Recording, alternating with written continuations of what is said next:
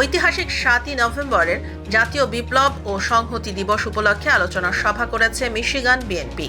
গত রোববার সন্ধ্যায় হ্যাম্পটন সিটির আলাদিন রেস্টুরেন্টে বাংলাদেশ জাতীয়তাবাদী দল বিএনপির যুক্তরাষ্ট্র মিশিগান শাখার পক্ষ থেকে দিবসটি পালন করা হয়। মিশিগান বিএনপির সভাপতি দেওয়ান আকমল চৌধুরীর সভাপতিত্বে ও সাধারণ সম্পাদক সেলিম আহমেদের সঞ্চালনায় সভায় বিএনপি সহ অঙ্গ ও সহযোগী সংগঠনের নেতাকর্মীরা উপস্থিত ছিলেন।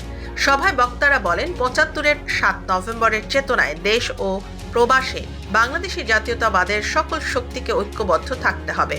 ছাত্র জনতার অভ্যুত্থানে স্বৈরাচারের পতন হলেও তারা এখনো ষড়যন্ত্র করে চলেছে। গ্রহণযোগ্য নির্বাচনের মাধ্যমে তাদেরকে জবাব দিতে হবে।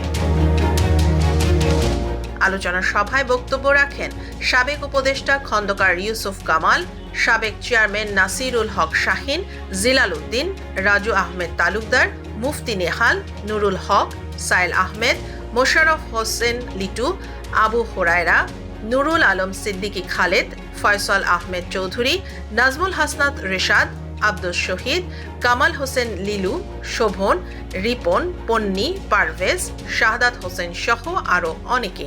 আলোচনা সভায় মিশিগান বিএনপির সাংগঠনিক সম্পাদক মঞ্জুরুল করিম তুহিনের অসুস্থতা ও দলীয় 2 নেতাকর্মীর ভাই ও বোন মারা যাওয়ায় বিশেষ মোনাজাত সম্পন্ন হয়। দোয়া পরিচালনা করেন হাজী আব্দুল রকিব। সভায় মিশিগান বিএনপি, যুবদল, স্বেচ্ছাসেবক দল, ছাত্রদল সহ অঙ্গ ও সহযোগী সংগঠনের নেতাকর্মীরা উপস্থিত ছিলেন।